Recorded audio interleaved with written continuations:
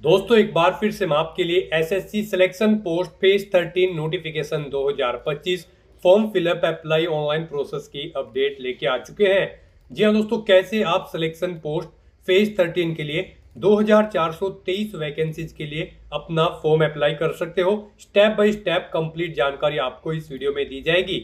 Online आवेदन करने का आपके पास अंतिम मौका है। लास्ट डेट की न्यू अपडेट है, केवल 3 दिन शेष रह गए हैं। आप जल्द से जल्द अपना फॉर्म अप्लाई कर ले, कहीं मौका हाथ से छूट न जाए। अंतिम समय में आपको किस तरह से अपना फॉर्म रिजेक्ट होने से बचाना है, किस तरह से आपको फॉर्म अप्लाई करना है, पूरी जानकारी आपको यहाँ पर दी जाएगी। ऑनलाइन आवेदन करते समय आपको कोई भी ऐसी गलती या फिर मिस्टेक नहीं करनी होगी जिसको करने से आपके एप्लीकेशन फॉर्म रिजेक्ट हो सकते हैं। अप्लाई करते समय आपको कुछ महत्वपूर्ण इंस्ट्रक्शंस का भी ध्यान रखना होगा, तभी आपके फॉर्म सक्सेसफुली सबमिट होंगे। साथ ही साथ यहाँ पर आपको अप्लाई करते समय क्वालिफिकेशन की डिटेल किस तरह से फिल करनी होगी, कैसे आप यहाँ पर फेस ऑथेंटिकेशन करोगे, कैसे अपना लाइव फोटो कैप्चर करोगे, कैसे आप अपने सिग्नेचर अपलोड करोगे, सभी डॉक्यूमेंट्स आपको कैसे और कितने केबी में अपलोड करने होंगे, कैसे फीस पेमेंट करते हुए रजिस्ट्रेशन से लेकर प्रिंट तक आप अपना फॉर्म अप्लाई करोगे। पूरी जानकारी के लिए आपको वीडियो शुरू से लेके एंड तक देखनी होगी। इस वीडियो को कंप्लीटली देखने पर ही आपके सभी सवाल और डाउट क्लियर होंगे। तो चलिए दोस्तों, बिना कोई वक्त गंवाए शुरू करते हैं SSC selection post phase 13 notification 2025 form fill up की पूरी जानकारी। फॉर्म भरने से पहले आपको हमारी वेबसाइट आईएनडी सरकारी नौकरी के इस पेज पर विजिट करना होगा, जिसका लिंक आपको नीचे description plus first comment box में मिल जाएगा। और हमारे इस पेज पर विजिट करके आप यहां से एसएससी सिलेक्शन पोस्ट पेज 13 का फॉर्म अप्लाई कर सकते हो। स्टाफ सिलेक्शन कमीशन कर्मचारी चयन आयोग एसएससी के अंतर्गत selection post page 13 notification release कर दिया गया है, जिसमें वेरियस पोस्ट है 10, 12 और डिग्री लेवल की। यहाँ पर 2423 वैकेंसीज है। पोस्ट वाइज वैकेंसीज आप इसकी नोटिफिकेशन की पीडीएफ से ही चेकआउट कर सकते हो। यहाँ पर लास्ट डेट आवेदन करने की 23 जून 2025 है। लास्ट डेट की न्यू अपडेट है, केवल 3 दिन शेष रह गए हैं। आप जल्द से जल्द अपना फॉर्म अप्लाई कर ले। यहाँ पर 10वीं पास मैट्रिक लेवल के लिए, इंटरमीडिएट लेवल के लिए 12वीं पास अप्लाई कर सकते हैं, ग्रेजुएशन लेवल के लिए डिग्री धारक कैंडिडेट फॉर्म अप्लाई कर सकते हैं। 18 से 25, 27, 30 वर्ष आयु सीमा है। Application fees general OBC category के लिए 100 रुपए है। SC/ST फीमेल ESM को फीस जमा नहीं करनी होगी। Bhim UPI, net banking, visa, master card, Maestro, RuPay, credit card, debit card और SBI चालान से आप फीस पेमेंट कर सकते हो। कंप्यूटर बेस्ड एग्जामिनेशन CBE के आधार पर सिलेक्शन होगा। ऑनलाइन तरीके से आप अप्लाई कर सकते हो। ऑल इंडिया से अप्लाई कर सकते हो। ssc.gov.in पोर्टल से इसकी ऑफिशियल वेबसाइट है। इंपोर्टेंट लिंक सेक्शन में आने के बाद आपको ऑफिशियल नोटिफिकेशन पीडीएफ लिंक पर क्लिक करना होगा, तो आपके सामने इसकी ऑफिशियल नोटिफिकेशन की पीडीएफ ओपन हो जाएगी। इसमें आपको इंपोर्टेंट डेट्स दे दी गई है आवेदन करने की, और यहाँ पर आपको पूरी प्रक्रिया दी गई है किस तरह से आपको फॉर्म अप्लाई करना होगा, वैकेंसीज इन्फॉर्मेशन, साथ ही साथ eligibility criteria, age limit, age relaxation, qualification की डिटेल, किस कैटेगरी के लिए कितनी आयु सीमा में छूट मिल रही है, एग्जामिनेशन सेंटर की लिस्ट आपको यहाँ पर दे दी गई है। आप ऑल ओवर इंडिया के अंतर्गत एग्जामिनेशन सेंटर रीड आउट कर सकते हो रीजन वाइज। उसके बाद में एग्जाम सिलेबस आपको यहाँ पर सब्जेक्ट वाइज दिया गया है। साथ ही साथ सिलेबस भी आपको यहाँ पर डिटेल में दिया गया है। मैट्रिक लेवल, 12th लेवल और ग्रेजुएशन लेवल सभी का यहाँ पर आपको सिलेबस डिटेल में दे दिया गया है, और आपको स्टेप बाय स्टेप इसमें हाउ टू अप्लाई का कंप्लीट प्रोसीजर दिखाया गया है कि किस तरह से आपको यहाँ पर रजिस्ट्रेशन से लेकर प्रिंट तक फीस पेमेंट करते हुए अपना फॉर्म अप्लाई कर लेना होगा। और इसी पीडीएफ के एंड में दोस्तों आपको वैकेंसीज की इंफॉर्मेशन दे दी गई है, जैसे कि यहाँ पर देख सकते हो पोस्ट वाइज वैकेंसीज है, डिपार्टमेंट वाइज वैकेंसीज है, किस पोस्ट के लिए किस डिपार्टमेंट के अंतर्गत क्या यहाँ पर वैकेंसीज रहेगी, category wise vacancies, qualification detail, age limit, salary detail, सभी आपको इस टेबल में जानकारी मिल जाएगी। इस पीडीएफ के एंड में आपको कंप्लीट इन्फॉर्मेशन दे दी गई है। आप यहाँ से किसी भी पोस्ट की वैकेंसीज और क्वालिफिकेशन एलिजिबिलिटी चेकआउट कर सकते हो। तो अप्लाई करने से पहले आपको नोटिफिकेशन की पीडीएफ पूरा पढ़ना अनिवार्य है। इसको पूरा पढ़ने से आपके सभी सवाल और डाउट क्लियर होंगे। पीडीएफ रीड आउट करने के बाद में आपको अप्लाई ऑनलाइन लिंक पर क्लिक करना होगा, तो आपके सामने ऑनलाइन आवेदन करने का ये ऑफिशियल पोर्टल ओपन हो जाएगा। गाइस यहाँ पर आने के बाद आपको इस वेबसाइट के टॉप पर ही लॉगिन और रजिस्टर की ये टैब दी गई है, आपको इस पर क्लिक करना है। उसके बाद आपके सामने ये पॉपअप शो होगा। यहाँ पर अगर आपने पहले से रजिस्ट्रेशन कर रखा है और अपनी आधार इनेबल प्रोसेस कंप्लीट कर रखी है तो यहाँ पर बस अब आपको अपना रजिस्ट्रेशन नंबर एंटर करना है, अपना पासवर्ड आपको एंटर करना है, ये कैप्चा कोड आपको यहाँ पर एंटर करना है और लॉगिन की इस टैब पर क्लिक करते हुए आपको अपने डैशबोर्ड में लॉगिन कर लेना है और वहां से अपना फॉर्म अप्लाई करना है। गाइस हम आपको बता दें यहाँ पर एसएससी ने आधार इनेबल प्रोसेस कर दिया है। जी हाँ दोस्तों, यहाँ पर अब आपको अपना आधार वेरीफाई करना मस्ट है, बिना उसके यहाँ पर अब आप एसएससी की किसी भी भर्ती के लिए फॉर्म अप्लाई नहीं कर पाओगे। तो अगर आपने अपनी आधार प्रोसेस कंप्लीट कर रखी है तो आप लॉगिन करके फॉर्म अप्लाई कर सकते हो। और अगर आप एसएससी की किसी भी भर्ती के लिए फर्स्ट टाइम अप्लाई करने जा रहे हो या फिर आप नए सिरे से रजिस्ट्रेशन करना चाहते हो तो यहाँ पर आपको न्यू यूजर रजिस्टर नाउ का ये लिंक दिया गया है, आपको रजिस्टर नाउ के इस लिंक पर क्लिक करना है। उसके बाद आपके सामने यहाँ पर रजिस्ट्रेशन का प्रोसेस स्टार्ट हो जाएगा। यहाँ से आप अपना एसएससी की वेबसाइट पर वन टाइम रजिस्ट्रेशन कर सकते हो। यहाँ पर आने के बाद हम आपको बता दें आपको 4 स्टेप कंप्लीट करने हैं, आपका ओटीआर कंप्लीट हो जाएगा। सबसे पहले यहाँ पर आपको अपनी पर्सनल डिटेल देनी है, फिर आपको अपना पासवर्ड यहाँ पर क्रिएट करना है, अपनी एडिशनल डिटेल देनी है, उसमें आपको अपनी नेशनैलिटी, एड्रेस और एजुकेशनल क्वालिफिकेशन की डिटेल देनी होगी। फिर यहाँ पर आपको अपनी डिटेल्स को डिक्लेयर करते हुए अपना रजिस्ट्रेशन कंप्लीट कर लेना है। तो इन 4 स्टेप्स को कंप्लीट करते हुए यहाँ पर आपको अपना ओटीआर कंप्लीट करना है। उसके लिए यहाँ पर अब आपको कंटिन्यू की स्टेप पर क्लिक कर देना है। जैसे ही आप स्टेप पर क्लिक करेंगे आपके सामने यहाँ पर रजिस्ट्रेशन का फॉर्म स्टार्ट हो जाएगा।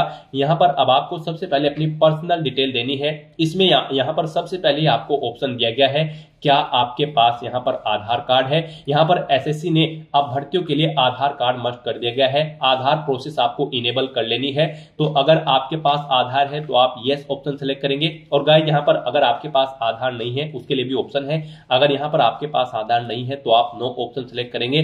फिर यहाँ पर आपको अपने कुछ डॉक्यूमेंट्स अपलोड करने होंगे, जैसे कि यहाँ पर आपको अपना नेम प्रूफ डॉक्यूमेंट अपलोड करना होगा। उसमें आपको अपना Aadhaar card, voter ID card, PAN card, driving licence, government ID card या फिर गवर्नमेंट सर्विस आइडेंटिटी कार्ड आपको अपलोड करना होगा, या फिर आपका पेंशन कोई डॉक्यूमेंट, पेंशन डॉक्यूमेंट भी आप अपलोड कर सकते हैं। आप चूज फाइल बटन पर क्लिक करें, फाइल को सिलेक्ट करें और इनमें से कोई भी डॉक्यूमेंट आप अपना अपलोड कर दें। उसके बाद यहाँ पर आपको अपना date of birth proof certificate upload करना है। इसमें आपका बर्थ सर्टिफिकेट हो सकता है, स्कूल लिविंग सर्टिफिकेट हो सकता है, certificate of date of issued by gazetted officer या फिर आधार कार्ड यहाँ पर आपको अपलोड करना है चूज फाइल के ऑप्शन पर क्लिक करते हुए। उसके बाद यहाँ पर आपको अपना एड्रेस प्रूफ अपलोड करना होगा। यहाँ पर ये डॉक्यूमेंट आपको उन केस में अपलोड करने हैं अगर आपके पास आधार नहीं है। एड्रेस प्रूफ में आपको अपना आधार कार्ड या फिर वोटर आईडी कार्ड या फिर ड्राइविंग लाइसेंस या फिर बैंक की स्टेटमेंट यहाँ पर आपको अपलोड कर देनी है, या फिर रेंट का एग्रीमेंट या फिर इनकम टैक्स असेसमेंट ऑर्डर यहाँ पर आप अपलोड कर सकते हैं चूज फाइल के इस बटन पर क्लिक करते हुए। उसके बाद यहाँ पर आपको अपना फोटो अपलोड करना है चूज फाइल के बटन पर क्लिक करते हुए।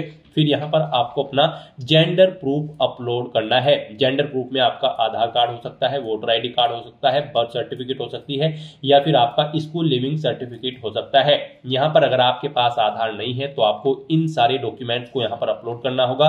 बेस्ट है यहाँ पर आपके पास आधार है तो आप आधार की डिटेल दें। यहाँ पर मोस्टली इंडिया में सभी के पास अब आधार अवेलेबल है, तो यहाँ पर आपको यस का ऑप्शन सिलेक्ट करना है do you have a Aadhaar card में।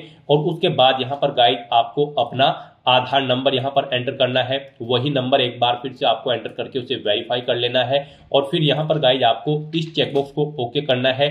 इस I have state that I know objection in details को रीड करने के बाद यहाँ पर अगर आप अपना ओटीपी सुनना चाहते हैं तो स्विच टू हिंदी या फिर इंग्लिश, जिस भी लैंग्वेज में आप चाहते हैं यहाँ पर उस पर क्लिक करके उसे स्विच कर ले। और फिर आप इस ऑप्शन पर क्लिक करते हुए, जी हाँ दोस्तों, इस माइक के ऑप्शन पर क्लिक करते हुए आप अपना ओटीपी सुन ले और फिर उसे यहाँ पर एंटर कर दे। और गाइज यहाँ पर अगर आप सुनना नहीं चाहते हैं तो फिर यहाँ पर आपको सेंड ओटीपी के इस ऑप्शन पर क्लिक करना है। फिर आपके रजिस्टर्ड मोबाइल नंबर पर जिससे आपका आधार लिंक है उस पर एक ओटीपी आएगा, वो ओटीपी आपको यहाँ पर एंटर करना है। और फिर गाइज आपको वेरीफाई ओटीपी के ऑप्शन पर क्लिक करके अपना आधार वेरीफाई कर लेना है। फिर आपके सामने यहाँ पर शो हो जाएगा आपका आधार सक्सेसफुली वेरीफाइड हो चुका है। ग्रीन कलर में आपको वेरीफाइड का ऑप्शन यहाँ पर मिल जाएगा। उसके बाद गाइज यहाँ पर आपको अपना नाम एंटर करना है अपनी 10वीं की मार्कशीट के अकॉर्डिंग। फिर आपको वही नाम एक बार फिर से एंटर करके वेरीफाई कर लेना है। फिर आपसे पूछा गया है कि क्या आपने कभी अपना नाम चेंज किया है, अगर किया है तो आप यहाँ पर यस ऑप्शन सेलेक्ट करें और फिर वो चेंज नेम यहाँ पर आप एंटर करें। फिर उसे एक बार फिर से एंटर करके वेरीफाई कर ले। और अगर आपने अपना नाम कभी चेंज नहीं किया है तो यहाँ पर आपको नो ऑप्शन ही सिलेक्ट रहने देना है। उसके बाद यहाँ पर आपको अपना जेंडर सिलेक्ट करना है, आप मेल हो फीमेल हो या फिर ट्रांसजेंडर, आप अपने अकॉर्डिंग ऑप्शन सिलेक्ट करें। दोबारा से अपना जेंडर सिलेक्ट करके उसे वेरीफाई कर ले। फिर यहाँ पर आपको अपनी डेट ऑफ बर्थ सिलेक्ट कर लेनी है इस कैलेंडर में से। यहाँ पर आपको अपनी ये डेट ऑफ बर्थ अपनी 10वीं की मार्कशीट के अकॉर्डिंग सिलेक्ट करनी है। वही डेट ऑफ बर्थ आपको एक बार फिर से सिलेक्ट कर लेनी है कैलेंडर में से वेरिफिकेशन के लिए। फिर यहाँ पर आपको अपने फादर का नाम एंटर करना है। उसके बाद यहाँ पर आपको अपने फादर का नाम एक बार फिर से एंटर करके उसे कंफर्म कर लेना है। फिर आप अपनी मदर का नाम एंटर करें, अपनी मदर का नाम एक बार फिर से एंटर करके उसे कंफर्म कर ले। आपके फादर और मदर का नेम भी आपकी 10वीं की मार्कशीट के अकॉर्डिंग होना चाहिए और इनके नाम से पहले मिस्टर मिसिस श्रीमती लेट या फिर डॉक्टर नहीं लगाना है आपको। उसके बाद यहाँ पर आपको अपना 10वीं क्लास का एजुकेशन बोर्ड सिलेक्ट करना है, किस बोर्ड से आपने यहाँ पर अपनी 10वीं क्लास पास आउट की है। उसके बाद यहाँ पर आपको उसे दोबारा से सिलेक्ट करके कंफर्म कर लेना है जिस बोर्ड से आपने अपनी 10वीं क्लास यहाँ पर पास आउट की है। उसके बाद गाइस यहाँ पर आपको अपनी 10वीं क्लास का रोल नंबर देना है, एक बार फिर से उसे एंटर करके कंफर्म कर लेना है। फिर पासिंग ईयर आपको सिलेक्ट कर लेना है, किस ईयर में आपने अपनी 10वीं क्लास पास आउट की है। हाईएस्ट क्वालिफिकेशन क्या है आपकी, 10वीं 12वीं ग्रेजुएशन पोस्ट ग्रेजुएशन, आप अपने अकॉर्डिंग यहाँ पर ऑप्शन सिलेक्ट करें। फिर यहाँ पर आप दोबारा से अपनी हायर क्वालिफिकेशन सिलेक्ट करें। उसके बाद यहाँ पर आपको अपना मोबाइल नंबर और ईमेल आईडी एंटर करनी है और इन्हें यहाँ पर आपको वेरीफाई कर लेना है। इनके सामने आपको सेंड ओटीपी का ऑप्शन दिया गया है, आप सेंड ओटीपी के ऑप्शन पर क्लिक करें। उसके बाद आपके रजिस्टर्ड मोबाइल नंबर और ईमेल आईडी पर ओटीपी आएंगे, वो ओटीपी आप यहाँ पर एंटर करके अपने मोबाइल नंबर और ईमेल आईडी को वेरीफाई कर लें और उसके बाद गाइस यहाँ पर आप सेव एंड नेक्स्ट के ऑप्शन पर क्लिक कर दें। इस तरह से यहाँ पर आपकी पर्सनल डिटेल सक्सेसफुली सेव हो जाएगी। उसके बाद यहाँ पर आपको एक रजिस्ट्रेशन नंबर प्रोवाइड करा दिया गया है, यह रजिस्ट्रेशन नंबर आपको केयरफुली नोट डाउन करके रख लेना है फ्यूचर यूज के लिए। यह रजिस्ट्रेशन नंबर आपकी रजिस्टर्ड मोबाइल नंबर और ईमेल आईडी पर भी सबमिट कर दिया गया है, तो आप इसे केयरफुली नोट डाउन करके रखें फ्यूचर यूज के लिए। और यहाँ पर अब आपको कंटिन्यू के इस ऑप्शन पर क्लिक कर देना है। नेक्स्ट आपके सामने कुछ इस तरह से इंटरफेस ओपन होगा। अब यहाँ पर आपको जो रजिस्ट्रेशन नंबर मिला है वो रजिस्ट्रेशन नंबर आपको एंटर करना है। उस रजिस्ट्रेशन नंबर के साथ साथ ही आपकी ईमेल आईडी और मोबाइल नंबर पर एक पासवर्ड भी आया होगा, वो पासवर्ड यहाँ पर आपको एंटर करना है। उसके बाद आपको ये कैप्चा कोड यहाँ पर एंटर करना है और फिर गाइस यहाँ पर आपको साइन इन के इस ऑप्शन पर क्लिक कर देना है। नेक्स्ट यहाँ पर आपको अपना पासवर्ड चेंज करना है। यहाँ पर अब आपको सबसे पहले अपना ओल्ड पासवर्ड एंटर करना है, वो वाला पासवर्ड जो आपके रजिस्टर्ड मोबाइल नंबर और ईमेल आईडी पर आया है आपके रजिस्ट्रेशन नंबर के साथ। और उसके बाद यहाँ पर आपको अपना नया पासवर्ड क्रिएट करना है। यहाँ पर इस पासवर्ड को क्रिएट करने के लिए आपको गाइडलाइन दी गई है, आपका पासवर्ड कम से कम 8 कैरेक्टर का होना चाहिए और ये अल्फा न्यूमेरिक फॉर्मेट में होना चाहिए। मींस आपके पासवर्ड में कम से कम एक अपर केस कैरेक्टर, एक लोअर केस कैरेक्टर, एक इंटीजर नंबर, एक स्पेशल कैरेक्टर जैसे कि @ या फिर डॉलर होना चाहिए। तो इस फॉर्मेट में यहाँ पर आपको अपना पासवर्ड क्रिएट करना है, वही पासवर्ड आपको कंफर्म पासवर्ड फील्ड में एंटर करना है। उसके बाद यहाँ पर आपको एक सिक्योरिटी क्वेश्चन सिलेक्ट करना है, यहाँ पर आप कोई भी सिक्योरिटी क्वेश्चन सिलेक्ट करें, उसका आंसर दें। फिर यहाँ पर आप दूसरा सिक्योरिटी क्वेश्चन सिलेक्ट करें और फिर उसका आंसर यहाँ पर आप दें और उसके बाद गाइस यहाँ पर आप सेव एंड नेक्स्ट के इस ऑप्शन पर क्लिक कर दें। इस तरह से यहाँ पर आपका पासवर्ड चेंज हो जाएगा। फिर आपके सामने कुछ इस तरह से इंटरफेस ओपन होगा। अब यहाँ पर आपको दोबारा से अपना रजिस्ट्रेशन नंबर एंटर करना है, अपना पासवर्ड आपको एंटर करना है, नया पासवर्ड जो आपने चेंज किया है वो पासवर्ड यहाँ पर आपको एंटर करना है, ये कैप्चा कोड आपको यहाँ पर एंटर करना है और उसके बाद गाइज आपको लॉगिन के इस ऑप्शन पर क्लिक कर देना है। लॉगिन करने के बाद अब यहाँ पर आपको अपनी एडिशनल डिटेल्स प्रोवाइड करानी है। सबसे पहले यहाँ पर आपको अपनी कैटेगरी सिलेक्ट कर लेनी है, किस कैटेगरी से आप बिलोंग करते हैं। फिर यहाँ पर आपको अपनी कैटेगरी दोबारा से सिलेक्ट करके उसे वेरीफाई कर लेना है। फिर आपको अपनी नेशनलिटी यहाँ पर सिलेक्ट कर लेनी है, यहाँ पर सिटीजन ऑफ इंडिया अगर आप इंडिया से हैं, उसके बाद अगर आप नेपाल, भूटान या फिर टाइबेटियन हैं तो यहाँ पर आप अपने अकॉर्डिंग ऑप्शन सेलेक्ट करें। यहाँ पर अगर आप अदर कंट्री से हैं तो फिर यहाँ पर आपको अपनी नेशनलिटी की डिटेल देनी है, और अगर आप इंडिया से हैं तो यहाँ पर आप इंडिया सेलेक्ट करें, फिर आपको ये डिटेल नहीं देनी है। उसके बाद यहाँ पर आपसे पूछा गया है कि क्या आपकी बॉडी पर कहीं कोई कट या तिल का निशान है, तो उस पैलेस का नाम यहाँ पर आप एंटर करें, नहीं है तो यहाँ पर आप नो मार्क एंटर कर दें। उसके बाद आपसे पूछा गया है कि क्या आप PWBD कैंडिडेट हैं, अगर है तो यहाँ पर आप यस ऑप्शन सेलेक्ट करें और फिर अपनी डिसेबिलिटी का टाइप सेलेक्ट करें, और फिर यहाँ पर आपको अपना डिसेबिलिटी सर्टिफिकेट नंबर देना होगा अगर आप PWBD कैंडिडेट हैं, और अगर नहीं है तो यहाँ पर आप नो ऑप्शन सेलेक्ट करें, आगे की डिटेल आपको डिसेबल्ड कर दी जाएगी। उसके बाद यहाँ पर आपको अपना परमानेंट एड्रेस एंटर करना है, फिर यहाँ पर आपको अपना प्रेजेंट एड्रेस एंटर करना है, और अगर आपका प्रेजेंट एड्रेस आपके परमानेंट एड्रेस के अकॉर्डिंग सेम है तो यहाँ पर आप यस के इस ऑप्शन पर क्लिक करेंगे, ऑटोमेटिकली आपका प्रेजेंट एड्रेस आपके परमानेंट एड्रेस के अकॉर्डिंग फिल हो जाएगा। उसके बाद यहाँ पर गाइड आपको सेव एंड नेक्स्ट के इस ऑप्शन पर क्लिक कर देना है। आपकी एडिशनल डिटेल सक्सेसफुली सेव करने के बाद आपको डिक्लेरेशन सेक्शन में रिडायरेक्ट कर दिया जाएगा। यहाँ पर आने के बाद आप अपने रजिस्ट्रेशन फॉर्म का प्रीव्यू भी चेकआउट कर सकते हो। आप प्रीव्यू OTR के ऑप्शन पर क्लिक करें और अपने रजिस्ट्रेशन फॉर्म का प्रीव्यू चेकआउट कर लें, और उसका प्रिंट आउट भी आप ले सकते हो। और फिर यहाँ पर अब गाइड आपको आई एग्री के चेकबॉक्स को ओके करना है, और उसके बाद आपको डिक्लेयर के ऑप्शन पर क्लिक कर देना है। इस तरह से यहाँ पर आपका SSC one time registration successfully complete हो चुका है, आपको आपके डैशबोर्ड में डायरेक्ट कर दिया गया है। गाइस यहाँ पर आपको सिलेक्शन पोस्ट फेज 13 का ये सेक्शन मिल जाएगा। यहाँ पर आप चेकआउट कर सकते हो। आपका फॉर्म 2 जून 2025 से स्टार्ट हुआ है, लास्ट डेट 23 जून 2025 है। यहाँ पर आप फीस पेमेंट की डेट भी चेकआउट कर सकते हो, 24/6/2025 तक आप अपना फीस पेमेंट कर सकते हो। एप्लीकेशन फॉर्म में करेक्शन अगर आप करना चाहोगे तो फिर उसके लिए विंडो ओपन आपकी 28/6/2025 से 30/6/2025 के बीच में होगी, आप करेक्शन भी कर सकते हो। तो यहाँ पर आपको सिलेक्शन पोस्ट पेज 13 के सेक्शन में आने के बाद अप्लाई की इस टैब पर क्लिक करके अपना फॉर्म अप्लाई करना है SSC सिलेक्शन पोस्ट फेज 13 का। तो आप इस पर क्लिक करें अप्लाई की टैब पर। फिर यहाँ पर आपको कुछ जनरल इंस्ट्रक्शंस प्रोवाइड रह गए हैं, आपको इन्हें केयरफुली रीड कर लेना है। पेज को नीचे स्क्रॉल डाउन करना है और उसके बाद यहाँ पर आपको फिल फॉर्म के इस ऑप्शन पर क्लिक कर देना है। नेक्स्ट आपके सामने कुछ इस तरह से इंटरफेस शो होगा। यहाँ पर आपको आपकी पर्सनल डिटेल शो कर दी गई है। ये नॉन एडिटेबल है, आप इसे एडिट नहीं कर सकते हो। ये डिटेल आपके रजिस्ट्रेशन से फैच कर ली गई है। रजिस्ट्रेशन टाइम पे आपने जो अपनी पर्सनल डिटेल प्रोवाइड कराई थी उसे यहाँ पर आपको शो कर दिया गया है। आपको सभी डिटेल्स चेक करनी है, पेज को नीचे स्क्रॉल डाउन करना है और नेक्स्ट के इस ऑप्शन पर क्लिक कर देना है। नेक्स्ट यहाँ पर आपको अपनी एडिशनल इन्फॉर्मेशन देनी है। यहाँ पर आपसे पूछा गया है कि क्या आप EX सर्विसमैन हैं या फिर आर्म्ड फोर्स में आप सर्विस करते हैं। अगर करते हैं तो आप यहाँ पर यस ऑप्शन सेलेक्ट करें और फिर उसकी डिटेल दें, जैसे कि यहाँ पर आपको ज्वाइनिंग डेट देनी होगी आर्म्ड फोर्सेज की, और उसके बाद यहाँ पर अगर आप जॉब छोड़ चुके हैं डिस्चार्ज डेट यहाँ पर आपको देनी होगी, कब आपने जॉब छोड़ी है। लेंथ ऑफ सर्विस आपकी इन डेट के अकॉर्डिंग कैलकुलेट करके आपको शो कर दी जाएगी। और यहाँ पर इस तरह से आपको अपनी डिटेल देनी है। डेट ऑफ ज्वाइनिंग देनी है सिविल पोस्ट की, अगर आप सिविल पोस्ट पर कार्यरत थे, और अगर आप EX सर्विसमैन नहीं है आपको यहाँ पर नो ऑप्शन सेलेक्ट करना है, आगे की डिटेल नहीं देनी है। फिर आपसे पूछा गया कि क्या आप गवर्नमेंट एम्प्लॉय है, सेंट्रल गवर्नमेंट या फिर स्टेट गवर्नमेंट के, अगर है तो यहाँ पर आप यस ऑप्शन सेलेक्ट करें और फिर आप नेम ऑफ द मिनिस्ट्री या फिर डिपार्टमेंट या ऑर्गेनाइजेशन दे जहां पर आप कार्यरत थे, और अगर आप गवर्नमेंट एम्प्लॉय नहीं है तो यहाँ पर आपको नो ऑप्शन सेलेक्ट करना है।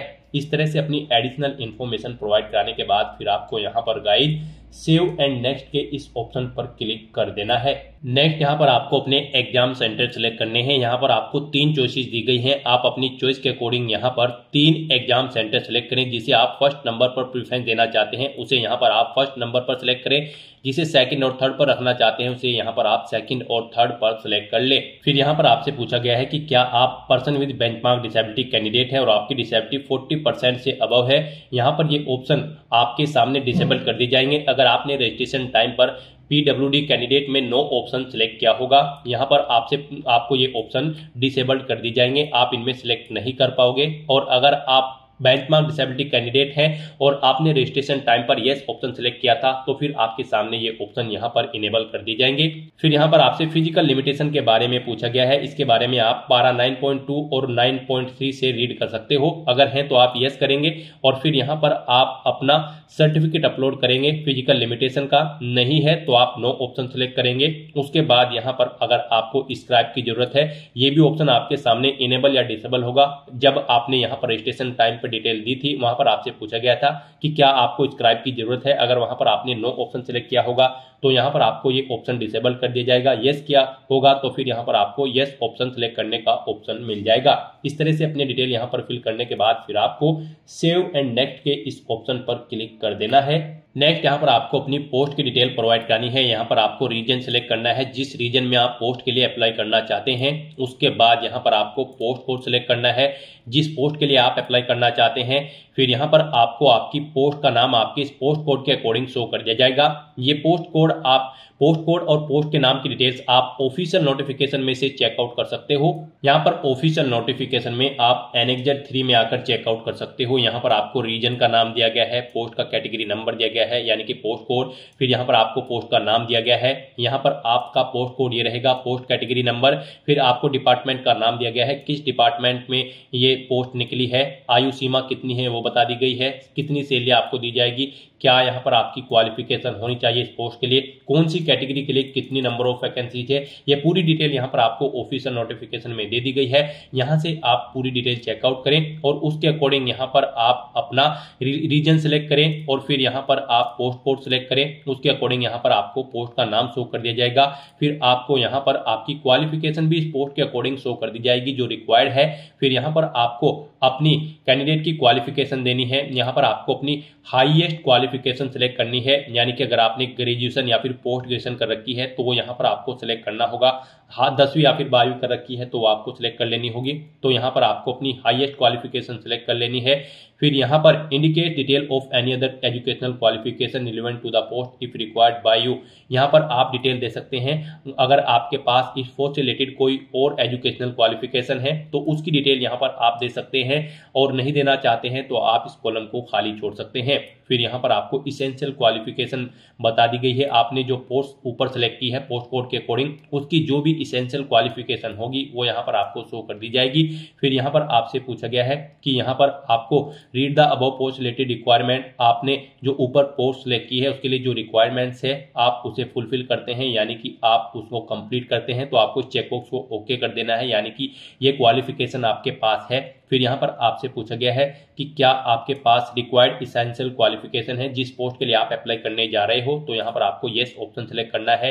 फिर यहाँ पर आपसे पूछा गया कि क्या आपको रिक्वायर्ड एक्सपीरियंस भी है, अगर उस पोस्ट पर अप्लाई करने के लिए एक्सपीरियंस रिक्वायर्ड है तो क्या आपको वो एक्सपीरियंस है, तो यहाँ पर भी आपको येस ऑप्शन सेलेक्ट करना होगा अगर उस पोस्ट के लिए एक्सपीरियंस रिक्वायर्ड है। और फिर आपको अपने एक्सपीरियंस की डिटेल देनी होगी, जैसे कि किस ऑर्गेनाइजेशन में आप कार्यरत थे, अपनी डेजिग्नेशन दे, किस पोस्ट पर आप कार्यरत थे, नेचर ऑफ ड्यूटी यहाँ पर दे, डेट सेलेक्ट करें कब से कब तक आप यहाँ पर कार्यरत थे, और इस तरह से यहाँ पर आप अपने एक्सपीरियंस की डिटेल प्रोवाइड करा दें। और अगर आप एक से ज्यादा जगह कार्यरत थे तो आप ऐड मोर के ऑप्शन पर क्लिक करें, सेम ऐसी ही एक और कॉलम की रो यहाँ पर आपके सामने ऐड हो जाएगी, उसमें आप अपने एक्सपीरियंस की डिटेल प्रोवाइड करा दें। और अगर ऊपर दी गई पोस्ट के लिए एक्सपीरियंस रिक्वायर्ड नहीं है तो फिर यहाँ पर आपको नॉट एप्लीकेबल का ऑप्शन सेलेक्ट कर लेना है। फिर यहाँ पर आपसे पूछा गया है कि क्या आप एज में रिलैक्सेशन चाहते हैं, अगर चाहते हैं तो आप यस ऑप्शन सेलेक्ट करें और फिर यहाँ पर आप अपना रिलैक्सेशन कोड सेलेक्ट कर लें, और नहीं चाहते हैं तो यहाँ पर आपको नो ऑप्शन सेलेक्ट कर लेना है। इस तरह से अपनी पोस्ट रिलेटेड डिटेल प्रोवाइड करने के बाद फिर गाइस यहाँ पर आपको सेव एंड नेक्स्ट के इस ऑप्शन पर क्लिक कर देना है। नेक्स्ट यहाँ पर आपको अपना फेस ऑथेंटिकेशन करना है, अपना लाइव फोटो आपको कैप्चर करना है और अपने सिग्नेचर यहाँ पर आपको अपलोड कर देने हैं। इस सेक्शन को कंप्लीट करने के लिए आपको अपना मोबाइल फोन यूज करना होगा। आप अपने गूगल प्ले स्टोर पर जाएं मोबाइल फोन पर, और फिर वहां पर आप माई एसएससी का ऐप डाउनलोड कर लें और उसे फिर आप इंस्टॉल कर लें। उसे इंस्टॉल करने के बाद गाइस आपको यहां पर अपनी एक और ऐप इंस्टॉल करनी होगी अपने मोबाइल फोन पर ही। जी हां दोस्तों, आपको अपने मोबाइल फोन के गूगल प्ले स्टोर में आधार फेस आरडी का ये ऐप भी इंस्टॉल कर लेना है। डाउनलोड करने के बाद अपने मोबाइल फोन में माई एसएससी ऐप इंस्टॉल करने के बाद फिर आपको उसे ओपन करना है। उसके बाद आपके सामने यहाँ पर कुछ इस तरह से इंटरफेस ओपन होगा। यहाँ पर आने के बाद गाइस आपको login/register की इस टैब पर क्लिक कर देना है। उसके बाद आपके सामने यहाँ पर लॉगिन का पॉपअप ओपन हो जाएगा। अब यहाँ पर आने के बाद आपको अपना यूजर नेम एंटर करना है और उसके बाद आपको अपना पासवर्ड एंटर करना है। आपको ये यूजर नेम और पासवर्ड वही एंटर करना है जो आपने एसएससी की वेबसाइट पर वन टाइम रजिस्ट्रेशन करते हुए क्रिएट किया था। उसके बाद आपको ये कैप्चा कोड यहाँ पर एंटर करना है और फिर गाइज आपको लॉगिन की इस टैब पर क्लिक करते हुए अपने डैशबोर्ड में लॉगिन कर लेना है। फिर यहाँ पर आपका डैशबोर्ड आपके सामने शो हो जाएगा। यहाँ पर आने के बाद अब आपको डैशबोर्ड के इस ऑप्शन पर क्लिक करना है। यहाँ पर आने के बाद में आपको माई एप्लीकेशन की इस टैब पर क्लिक करना है। फिर यहाँ पर आपके सामने जो भी करंट में वैकेंसी चल रही है उनकी लिस्ट शो कर दी जाएगी। आप यहाँ पर एसएससी की जिस भी भर्ती के लिए अप्लाई करना चाहते हैं उसी भर्ती के लिए आपको कंटिन्यू की टैब पर क्लिक करना होगा। यहाँ पर आपको आपकी पर्सनल डिटेल शो कर दी जाएगी। इसी तरह से आपको एजुकेशनल डिटेल शो कर दी जाएगी। उसके बाद में एडिशनल इंफॉर्मेशन शो कर दी जाएगी और उसके बाद में आधार ऑथेंटिकेशन वेरिफिकेशन की डिटेल शो की जाएगी। तो आपको सेव एंड नेक्स्ट की टैब पर क्लिक करते हुए step by step Aadhaar authentication verification के सेक्शन में आना होगा। यहाँ पर आने के बाद में आपको इस चेकबॉक्स को ओके करना होगा और यहाँ पर आधार फेस ऑथेंटिकेशन की टैब पर क्लिक करना होगा। आधार फेस ऑथेंटिकेशन की टैब पर क्लिक करने के बाद में आपको आधार फेस आरडी का एप्लीकेशन डाउनलोड करना है। अगर आपके मोबाइल में पहले से ही आधार फेस आरडी इंस्टॉल्ड है तो आपको डायरेक्टली अपना फेस ऑथेंटिकेट करना होगा। यहाँ पर आपको अपना फेस इस सर्कल में लाना होगा और अपनी आंखों को 2 बार ब्लिंक करना होगा तो आपका फोटो यहाँ पर ऑथेंटिकेट हो जाएगा। उसके बाद में आपको यहाँ पर सेव एंड नेक्स्ट की इस टैब पर क्लिक करना होगा। फिर यहाँ पर आपको अपना लाइव फोटो कैप्चर करना है और अपने सिग्नेचर अपलोड करने हैं। ये आप अपने मोबाइल फोन से भी कर सकते हैं या फिर आप अपने कंप्यूटर से भी इन्हें कंप्लीट कर सकते हैं। उसके लिए आपको सभी इंस्ट्रक्शंस यहाँ पर दिए गए हैं। जिस स्थान पर आप अपना फोटो कैप्चर करेंगे वहां पर प्रॉपर वे में लाइट होनी चाहिए और प्लेन बैकग्राउंड आपका होना चाहिए और आपकी आंखें कैमरे की तरफ होनी चाहिए। बिल्कुल सीधा आपको देखना है कैमरे की तरफ और यहाँ पर रेड कलर का जो रेक्टेंगल होगा उसमें पूरा फेस आपका कवर्ड होना चाहिए। फोटो कैप्चर करते समय आपको कोई भी कैप, मास्क या फिर सनग्लासेस नहीं पहनने हैं और यहाँ पर साथ ही साथ आपको ईयरफोन या फिर कोई अन्य डिवाइस भी अपने कानों में नहीं रखना है जब आप अपना लाइव फोटो यहाँ पर कैप्चर करेंगे। और उसके बाद में आपको कैप्चर लाइव फोटो की टैब पर क्लिक करते हुए अपना फोटो लाइव कैप्चर कर लेना होगा। लाइव फोटो कैप्चर करने के लिए आपको अपना फेस इस सर्कल के अंतर्गत लाना होगा। फोटो कैप्चर करने के लिए आपको अपना फेस इस तरह से लाना होगा जैसे कि आपका पासपोर्ट साइज फोटो होता है। फिर आपको इस ऑप्शन पर क्लिक करते हुए अपना फोटो कैप्चर कर लेना होगा। फिर यहाँ पर आपको अपने सिग्नेचर अपलोड करने होंगे। सिग्नेचर आपके 10 KB से 20 KB के बीच में होने चाहिए। जेपीईजी या फिर जेपीजी फॉर्मेट में आपके सिग्नेचर होने चाहिए। डायमेंशन उनकी 6.0 सेंटीमीटर उनकी विड्थ और 2.0 सेंटीमीटर उनकी हाइट होनी चाहिए। रेजुलेशन 300 DPI होना चाहिए। सिग्नेचर के लिए आपको गाइडलाइन भी दी गई है।